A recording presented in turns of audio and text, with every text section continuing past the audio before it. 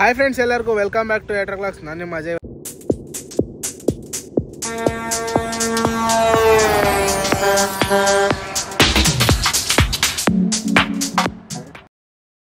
Blog ಏನಪ್ಪ ಅಂದರೆ ನಮ್ಮ ಬಾಲಾಜಿ ಗಾಡಿ ರಿವ್ಯೂ ಮಾಡಿ ಅಂತ ಸುಮಾರು ಜನ ಕೇಳ್ತಾ ಇದ್ರಿ. ಇವತ್ತು ರಿವ್ಯೂ ಮಾಡೋಣ ಅಂತ. ಗಾಡಿ ರಿವ್ಯೂ ಮಾಡೋಕ್ಕೆ ಎರಡೂ ಗಾಡಿ ಒಂದೇ. ನಮ್ಮ ಸಲಾಗ ಇದು ಒಂದೇ ವರ್ಷದಲ್ಲಿ ಮ್ಯಾನುಫ್ಯಾಕ್ಚರ್ ಆಗಿದ್ದು, ಒಂದೇ ವರ್ಷದಲ್ಲಿ ರೋಡಿಗೆ ಬಂದಿದ್ದು, ಒಂದೇ ವರ್ಷದಲ್ಲಿ ಶೋರೂಮಿಂದ ಹೊರಗೆ ಬಂದಿದ್ದು. ಹಂಗಾಗಿ ರಿವ್ಯೂ ಏನು ಬೇಡ. ನಾವು ಭಾರತ್ ಬೆನ್ಸ್ಗೆ ಓನರ್ ಆಗಿ 1.5 ವರ್ಷ ಆಯಿತು. 1.5 ವರ್ಷದ ಓನರ್ ರಿವ್ಯೂ ಕೊಡೋಣ ಅಂತ. ಅಂದರೆ 1.5 ವರ್ಷ ಆಯಿತು ಗಾಡಿ ತಗೊಂಡು. ಇದರಲ್ಲಿ ಏನೇನು ಚೆನ್ನಾಗಿದೆ, ಏನೇನು ಚೆನ್ನಾಗಿಲ್ಲ, ಪ್ರತಿಯೊಂದು ನಿಮಗೆ ತಿಳಿಸೋಣ ಅಂತ. ಇದನ್ನೊಂದು ಓನರ್ಶಿಪ್ ರಿವ್ಯೂ ಅಂದ್ಕೊಳ್ಳಿ. ನಮ್ಮ ಗಾಡಿ ಬಗ್ಗೆ, ಭಾರತ್ ಬೆನ್ಸ್ 1917 R ಬಗ್ಗೆ 1.5 ವರ್ಷದ ಓನರ್ಶಿಪ್ ರಿವ್ಯೂ ಇವತ್ತು ಕೊಡ್ತೀನಿ. ಬನ್ನಿ ವಿಡಿಯೋ ಸ್ಟಾರ್ಟ್ ಮಾಡೋಣ. ಆ ಗಾಡಿಗೂ ಈ ಗಾಡಿಗೂ ಡಿಫ್ರೆನ್ಸ್ ಏನಪ್ಪ ಅಂದರೆ, ಮೇಲ್ಗಡೆ ಕ್ಯಾರಿಯರು ಇದು ಸ್ಟೀಲಲ್ಲಿ ಮಾಡಿಸಿರೋದು, ನಮ್ಮ ಗಾಡೀಲಿ ಪ್ಲೇವುಡಲ್ಲಿ ಮಾಡಿಸಿರೋದು ಸಲಾಗದರಲ್ಲಿ. ಅದು ನಮ್ಮದೇ, ಇದು ನಮ್ಮದೇ. ಆ ಥರ ಬರುತ್ತೆ, ಏನು ಮಾಡೋಕ್ಕಾಗಲ್ಲ. ಮತ್ತು ಫ್ರಂಟ್ ಬಂಪರು ಅಷ್ಟೇ, ಈ ಥರ ಫುಲ್ ಡಿಸೈನ್ ಮಾಡಿಸಿಲ್ಲ ನಾವು, ಸಿಂಪಲಾಗಿ ಮಾಡಿಸಿರೋದು ಆ ಗಾಡಿಗೆ. ಅಷ್ಟು ಬಿಟ್ಟರೆ ಇನ್ನೇನಿಲ್ಲ. ಮತ್ತು ಇದು ಎಕ್ಸ್ಟ್ರಾ ಹಾಕ್ಸಿರೋದು 2 ಮೀಸೆ.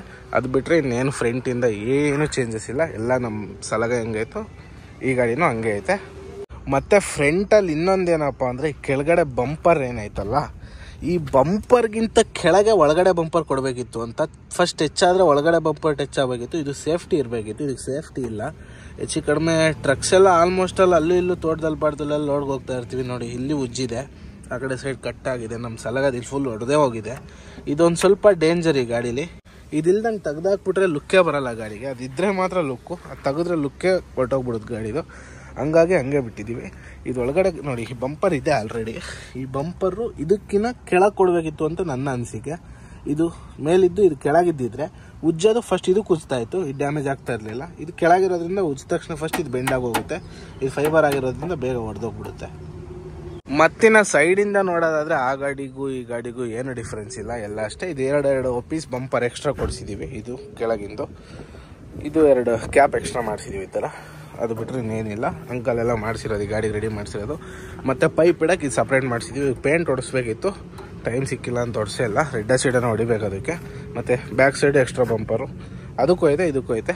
ಮತ್ತು ಬ್ಯಾಕ್ ಸೈಡ್ ಪ್ಲಾಟ್ಫಾರಮ್ ಎಲ್ಲ ಅಷ್ಟೇ, ಅದೂ ಉಡ್ಡೆ, ಇದೂ ಉಡ್ಡೆ ನೋಡಿ. ಪ್ಲಾಟ್ಫಾರಮ್ ಎಲ್ಲ ಈ ಥರ ಐತೆ ಸೇಮ್.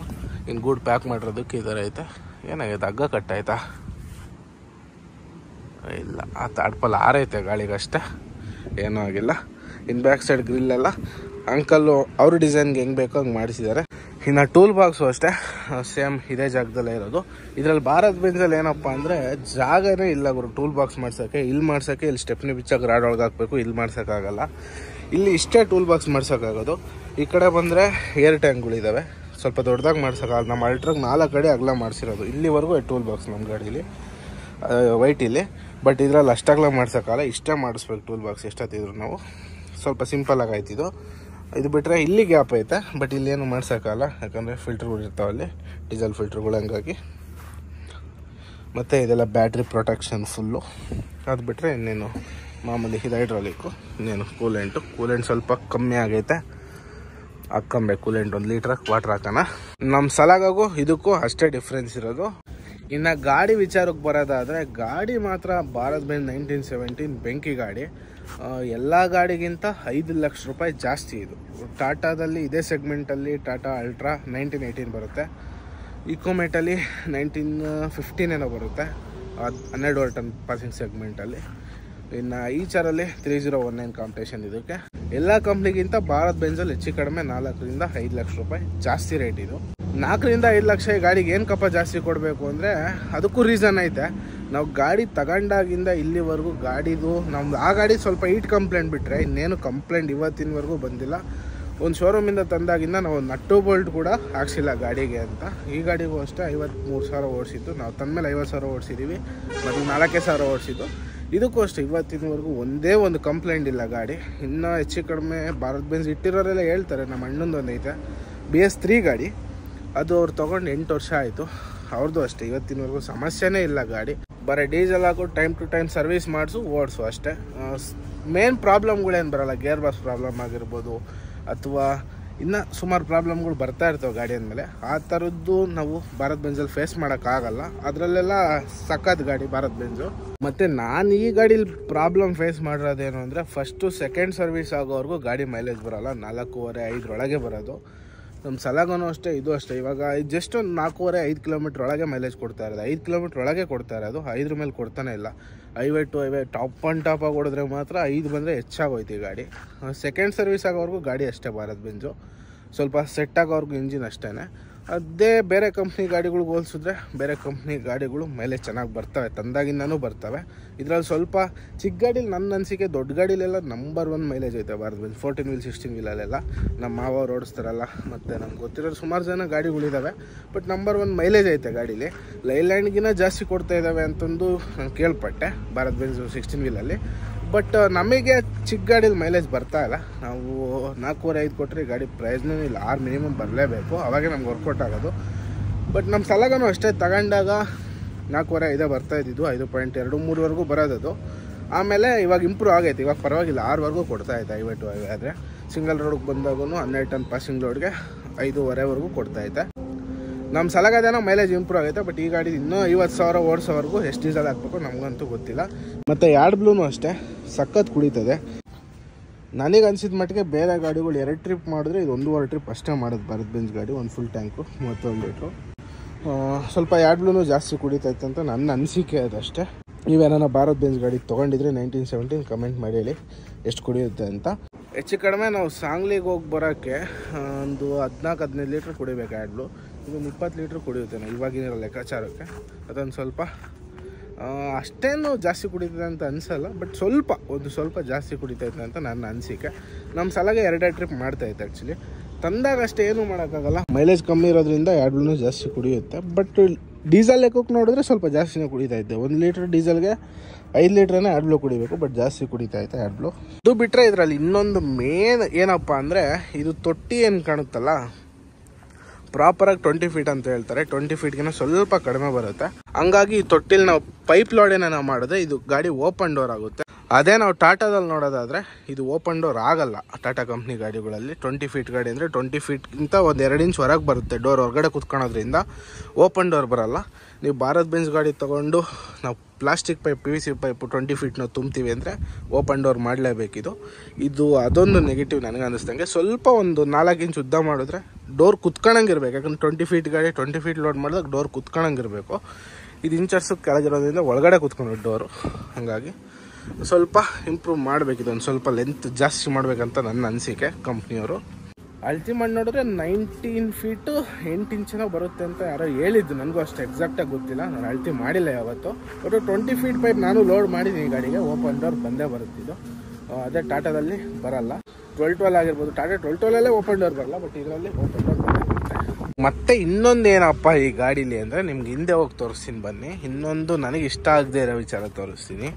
ಈ ಚಾಸಿ ಮೇಲ್ಗಡೆ ಲೆಂತ್ ಬೀಮ್ ಏನು ಬರುತ್ತೋ, ಇಲ್ಲೆಲ್ಲ ಪ್ಯಾಕ್ ಮಾಡಿಬಿಟ್ಟಿದ್ದಾರೆ, ಕಾಣಿಸಲ್ಲ ಅದು. ಇಲ್ಲಿ ಒಳಗಿಂದ ತೋರಿಸ್ತೀನಿ ನೋಡಿ. ಈ ಚಾಸಿ ಮೇಲ್ಗಡೆ ಲೆಂತ್ ಬೀಮ್ ಏನಾಯಿತು, ಇದು ಪೀಸ್ ಏನು ಕಾಣುತ್ತೋ ಇದು ಸಿಕ್ಕಾಪಟ್ಟೆ ಹೈಟ್ ಇದೆ ಗುರು. ಅದು ಹೆಚ್ಚು ಕಡಿಮೆ ನಾನು ಲೆಕ್ಕ ಮಾಡಿದಾಗ 11 ಇಂಚ್ ಐತೆ. ಅದು ಅಷ್ಟು ಎತ್ತರ ಇರೋದ್ರಿಂದ ಗಾಡಿ ಸಿಕ್ಕಾಪಟ್ಟೆ ರೋಲ್ ಆಗುತ್ತೆ.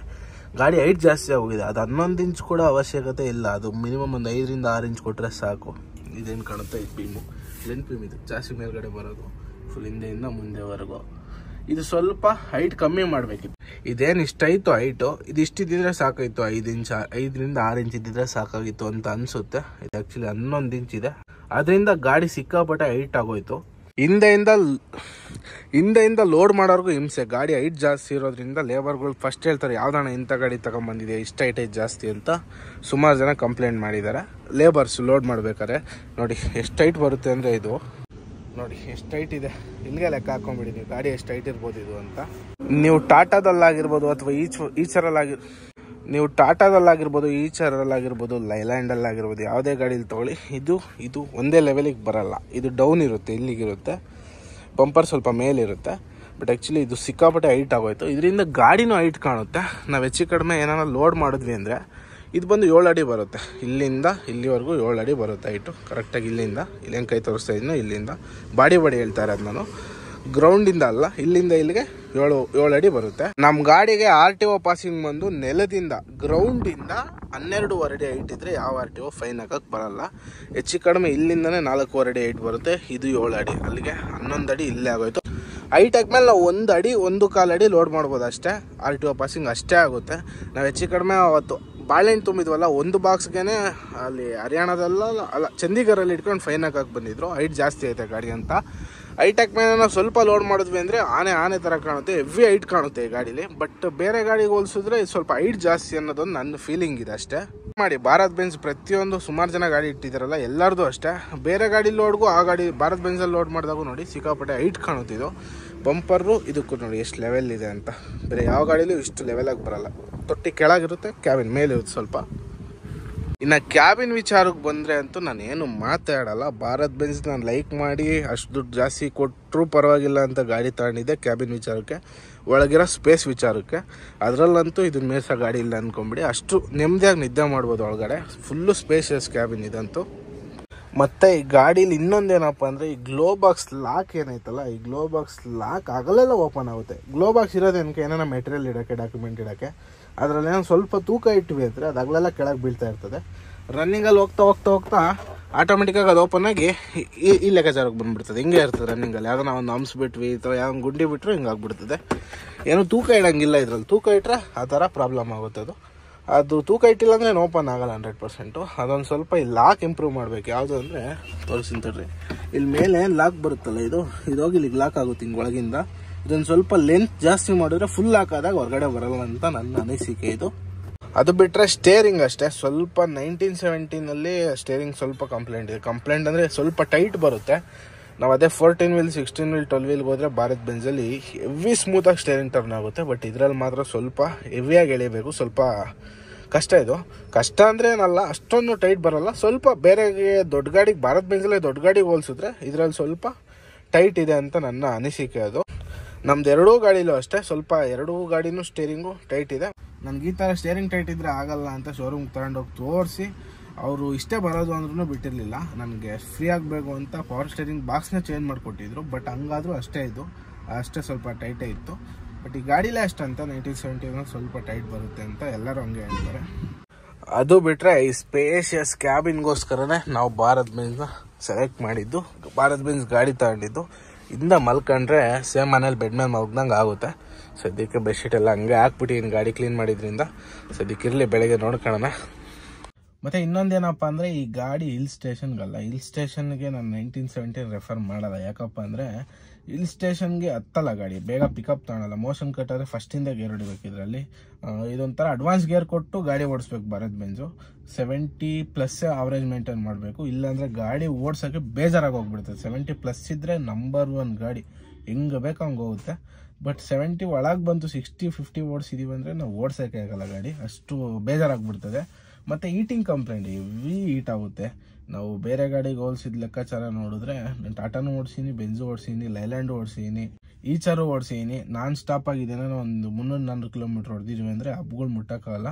ಹಬ್ ಆಗಿರ್ಬೋದು ಅಥವಾ ಡಿಸ್ಕ್ ಆಗಿರ್ಬೋದು, ಡ್ರಮ್ಗಳಾಗಿರ್ಬೋದು, ಮುಟ್ಟೋಕ್ಕೆ ಆಗಲ್ಲ ಅಂದ್ಕೊಳ್ಳಿ. ಅಷ್ಟು ಹೀಟ್ ಆಗುತ್ತೆ, ಸ್ವಲ್ಪ ಲೈಟಾಗೆ ಅಷ್ಟು ಹೀಟ್ ಆಗುತ್ತೆ. ಅದೊಂದು ಈಟಿಂಗ್ ಕಂಪ್ಲೇಂಟ್ ಸ್ವಲ್ಪ ಜಾಸ್ತಿ ಇದೆ. ಅದರಲ್ಲಿ ಫ್ರಂಟ್ ಹೆವಿ ಹೀಟ್ ಆಗುತ್ತೆ. ಬ್ಯಾಕ್ ಸೈಡ್ ಈಟಿಂಗ್ ಅಷ್ಟೊಂದು ಆಗಲ್ಲ, ಫ್ರಂಟ್ ಮಾತ್ರ ಹೆವಿ ಹೀಟ್ ಆಗುತ್ತೆ. ಅದೇ ನಾವು ಟಾಟಾ ಅಲ್ಟ್ರಾದಲ್ಲಿ ನಮ್ಮದೇ ಅಲ್ಟ್ರಾ ಇದೆಯಲ್ಲ, ಅದರಲ್ಲಿ ಸ್ವಲ್ಪನೂ ಹೀಟ್ ಆಗಲ್ಲ. ನಾವು ಹಾಂಗ್ಲಿಂದ ಬೆಂಗಳೂರುವರೆಗೂ ಓಡಿಸಿದ್ರು ಒಂದು ಸ್ವಲ್ಪನೂ ಹೀಟ್ ಆಗಲ್ಲ ಆ ಗಾಡಿ. ಬಟ್ ಇದರಲ್ಲಿ ಸ್ವಲ್ಪ ನನಗೆ BS6ಅಲ್ಲೇ ಆ ಪ್ರಾಬ್ಲಮ್ ಇದೆಯಾ ಅಥವಾ ಭಾರತ್ ಬೆಂಜಲ್ಲಿ ಮಾತ್ರ ಪ್ರಾಬ್ಲಮ್ ಇದೆಯಾ ಗೊತ್ತಿಲ್ಲ. BS6 ಗಾಡಿ ಯಾರು ಇಟ್ಟಿರೋ ಅವ್ರು ಸ್ವಲ್ಪ ಕಮೆಂಟ್ ಮಾಡಿ ಹೇಳಿ ನನಗೆ, ನಮಗೂ ಗೊತ್ತಾಗಲಿ ಯಾವ್ಯಾವ ಗಾಡಿ ಕಂಪ್ಲೇಂಟ್ ಇದೆ ಈಟಿಂಗ್ ಕಂಪ್ಲೇಂಟು ಅಂತ. ಫ್ರಂಟ್ನಾಗ ಮಾತ್ರ ಹೆವಿ ಹೀಟ್ ಆಗ್ತಾವೆ ಡಿಸ್ಕೋ ಡ್ರಮ್ಮು, ಬ್ಯಾಕ್ನಾವ್ ಅಷ್ಟು ಹೀಟ್ ಆಗಲ್ಲ. ಫ್ರಂಟ್ನವೇ ಏನಕ್ಕೆ ಆಗ್ತಾವೆ ಅನ್ನೋದು ಕೂಡ ಗೊತ್ತಿಲ್ಲ. ಎಷ್ಟು ಸಾರಿ ನಾವು ಚೆಕ್ ಮಾಡಿಸಿದ್ರು ಆ ಕಂಪ್ಲೇಂಟ್ ಹಂಗೆ ಇದೆ. ಬಟ್ ಇದು ಸ್ವಲ್ಪ ಕಮ್ಮಿ ಅಂದ್ಕೊಳ್ಳಿ. ನಮ್ಮ ಸಲಾಗ ಅಂತೂ ಖಾಲಿ ಗಾಡಿ ಓಡಿಸಿದ್ರು ಹೀಟ್ ಆಗುತ್ತೆ. ಇವತ್ತಿಗೂ ಕಂಪ್ಲೇಂಟ್ ಅಂತೂ ಕ್ಲಿಯರ್ ಆಗಿಲ್ಲ ನಮ್ಮದು, 1.5 ವರ್ಷ ಆದರೂ ಕೂಡ. ಹಿಲ್ ಸ್ಟೇಷನಲ್ಲಿ ಗಾಡಿ ಓಡಿಸೋರು, ಈ ಗಾಡಿ ತಗೊಬೇಕು ಅಂದ್ಕೊಂಡಿರೋರು ಸ್ವಲ್ಪ ಯೋಚನೆ ಮಾಡಿ ಮತ್ತು ಈ ಗಾಡಿ 1-2 ಟ್ರಿಪ್ ಓಡಿಸ್ಬಿಟ್ಟು ತೊಗೊಳ್ಳಿ ನೀವು ತಗೊಬೇಕು ಅಂದರೆ. ಯಾಕಂದರೆ ಅಲ್ಲ, ಹಿಲ್ ಸ್ಟೇಷನಿಗೆ ನಾನು ರೆಫರೇ ಮಾಡಲ್ಲ ಈ ಗಾಡಿನ. ನೀವು ಒಂದ್ಸರಿ ಓಡಿಸಿದ್ರೆ ನಿಮಗೂ ಅನುಭವ ಗೊತ್ತಾಗುತ್ತೆ.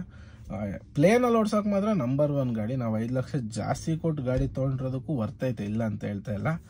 ಏನಪ್ಪ ಅಂದರೆ ನಾವು ಬಂಡವಾಳ ಒಂದೇ ಸಾರಿ ಹಾಕ್ಬಿಟ್ಟು ಅಗಲೆಲ್ಲ ಕೈ ಇಡಂಗಿರಲ್ಲ ಆ ಥರ ಭಾರತ್ ಬೆಂಜ್ ಗಾಡಿಗಳು. ಒಂದ್ಸರಿ ದುಡ್ಡು ಹಾಕಿದ್ಮೇಲೆ ಮುಗೀತು. ಆಗ್ಲೆಲ್ಲ ಕೆಲ್ಸಕ್ಕೆ ಬರೋದು ಆ ಥರದ್ದು ಏನೇನು ಇರಲ್ಲ ಗಾಡೀಲಿ. 7-8 ವರ್ಷ ಮಿಸ್ ಗಾಡ್ದಂಗೆ ಓಡ್ತವೆ ಗಾಡಿ. ಬೇರೆ ಗಾಡಿಗಳು ಸ್ವಲ್ಪ ಅವಾಗ ಪ್ರಾಬ್ಲಮ್ಗಳು ಕೊಡ್ತಾನೆ ಇರ್ತವೆ.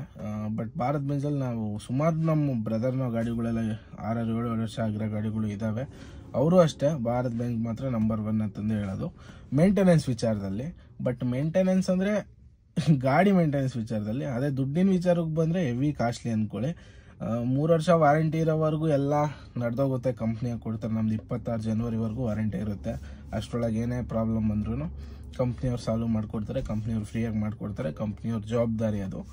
ಅದಾದಮೇಲೆ ಏನೋ ಪ್ರಾಬ್ಲಮ್ಗಳಾಗಿ ಸ್ಟಾರ್ಟ್ ಆಯಿತು ಅಂದರೆ ಗಾಡಿ ಬಿಲ್ಗಳು ಬರ್ತವೆ. ಅಂದರೆ ಇಷ್ಟಿಷ್ಟುದ್ದ ಬಿಲ್ಗಳು ಬರ್ತಾವೆ ಭಾರತ್ ಬೆಂಜಲ್ಲಿ. ಏನಪ್ಪ ಅಂದರೆ ಓನರ್ ಕಮ್ ಡ್ರೈವರ್ ಓಡಿಸ್ಕೊಂಡು ನೆಮ್ಮದಿಯಾಗಿ ಕಂಫರ್ಟಬಲ್ ಆಗಿರೋಕ್ಕೆ ಒಳ್ಳೆ ಗಾಡಿ. ಮಲ್ಗೋಕ್ಕಾಗಿರ್ಬೋದು, ಕುತ್ಕೊಳಕ್ಕಾಗಿರ್ಬೋದು, ಕಾಲು ಚಾಚ್ಕೊಂಡು ಆರಾಮಾಗಿ ಕುತ್ಕೊಬೋದು. ಈ ಥರ ಕಾಲು ಚಾಚ್ಕೊಂಡು ಕುತ್ಕೊಳಕ್ಕೆ ಬೇರೆ ಯಾವ ಗಾಡಿಲೂ ಆಗಲ್ಲ. ಅದೊಂದು ಹೇಳ್ಬೋದು. ಮತ್ತು ನಾವು ಭಾರತ್ ಬೆಂಜ್ 4-5 ಲಕ್ಷ ಜಾಸ್ತಿ ಕೊಟ್ಟು ತೊಗೊಂಡಿರೋದಕ್ಕೂ ವರ್ತೈತೆ. ಆಗ್ಲೆಲ್ಲ ಕೆಲ್ಸಕ್ಕೆ ಹೋಗಂಗಿಲ್ಲ, ಆಗ್ಲೆಲ್ಲ ಕೈ ಇಡಂಗಿಲ್ಲ ಗಾಡಿಗೆ. ಆಯಿಲ್ ಚೇಂಜ್ ಮಾಡಿಸು, ಅಪ್ಗ್ರೇಡ್ ಮಾಡಿಸು, ಗಾಡಿ ಓಡಿಸು. 50,000ಕ್ಕೆ ಒಂದ್ಸರಿ ಆಯಿಲ್ ಚೇಂಜು, 1 ಲಕ್ಷಕ್ಕೆ ಒಂದ್ಸರಿ ಅಪ್ಗ್ರೇಡ್ಸು. ನಮ್ಮದು BS6 ಅಲ್ಲಿ ನಮ್ಮದು ಫೇಸ್ 1 ಗಾಡಿ, ಇನ್ನೊಂದು ಫೇಸ್ 2 ಬಂದಿದ್ದಾವೆ. ಇವಾಗ ಬಂದಿರೋ ಅವೆಲ್ಲ 80,000 ಸರ್ವೀಸು.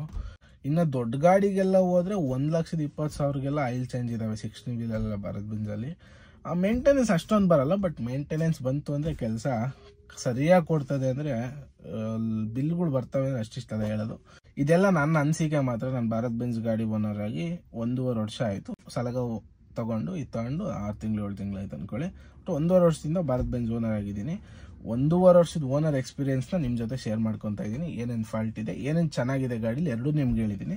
ಇದ್ರ ಮೇಲೆ ಭಾರತ್ ಬೆಂಜ್ ತೊಗೊಂಡವರು ಯೋಚನೆ ಮಾಡಿ ಸ್ವಲ್ಪ ಟ್ರಯಲ್ ಎಲ್ಲ ನೋಡಿ, ಗಾಡಿ ಬೇರೆ ಗಾಡಿಗೆ ಹೋಗಿ 1-2 ಟ್ರಿಪ್ ಅಡ್ಡಾಡಿ ಗಾಡಿ ನೋಡ್ಬಿಟ್ಟು ತೊಗೊಳ್ಳಿ. ಸುಮ್ಮನೆ ಲೋಡಕ್ಕೆ ಲುಕ್ ಐತೆ ಗುರು ಹೋಗಿ ನನ್ನ ಗಾಡಿ ತಗೊಂಬಂದು ಮೇಂಟೈನ್ ಮಾಡ್ತೀನಿ ಅಂದ್ರೆ ಆಗಲ್ಲ.